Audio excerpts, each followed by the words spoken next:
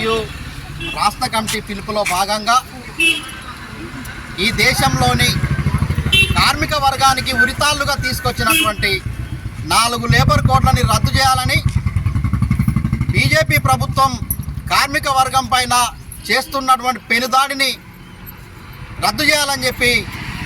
IFTU రాష్ట్ర committee పిలుపునివ్వడం జరిగింది. ఈ పిలుపులో భాగంగా ఈరోజు మంచిర్యాల జిల్లా కలెక్టర్ ఆఫీస్ ముందు ఐఎఫ్టి ఆధ్వర్యంలో ధర్నా కొనసాగుతూ ఉంది. ప్రధానంగా ఈ లేబర్ కోడ్లు బీజేపీ ప్రభుత్వం పెట్టుబడిదారులకు అనుకూలంగా తీసుకొచ్చినటువంటి లేబర్ కోడ్లు ఈ భారతదేశంలో ఉన్నటువంటి ప్రభుత్వ రంగ సంస్థలన్నింటినీ కూడా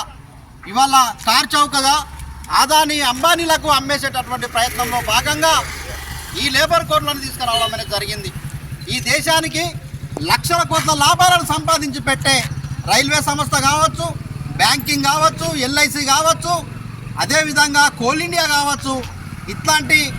లక్షల కోట్ల లాభాలను సంపాదించి అనేక బిరుదులు మహారత్న, మినీరత్న లాంటి బిరుదులు పొందినటువంటి సంస్థలని ఇవాళ కార్చౌకగా ఆదాని అంబానీలకు కట్టబెడితే అందులో కార్మికులు పనిచేస్తే ఈ కార్మిక చట్టాలు ఉంటే రేపు మరలబడి హక్కుల కోసము మరలబడతారని గుంజుకుంటారని ఇవాళ నరేంద్ర మోడీ ప్రభుత్వం ముందుగా ఆలోచించి పెట్టుబడిదారుల లాభాపేక్ష కోసం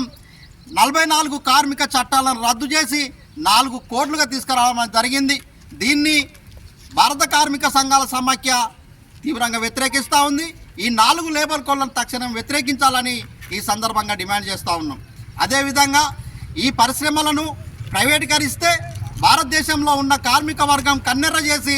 రైతాంగ స్ఫూర్తితోని ఢిల్లీ పరిసరాలన్నీ ముట్టడించి నరేంద్ర మోడీ ప్రభుత్వాన్ని గద్దెదించే వరకు కార్మిక వర్గం పోరాడుతుందని చెప్పేసి భారత కార్మిక సంఘాల సమాఖ్య నుంచి నరేంద్ర మోడీ ప్రభుత్వానికి మరోసారి హెచ్చరికలు చేస్తూ ఈ 4 లేబర్ కోడ్లను తక్షణమే పార్లమెంట్లో బిల్లు పెట్టి రద్దు చేయాలని 44 కార్మిక చట్టాలను కొనసాగించాలని భారత కార్మిక సంఘ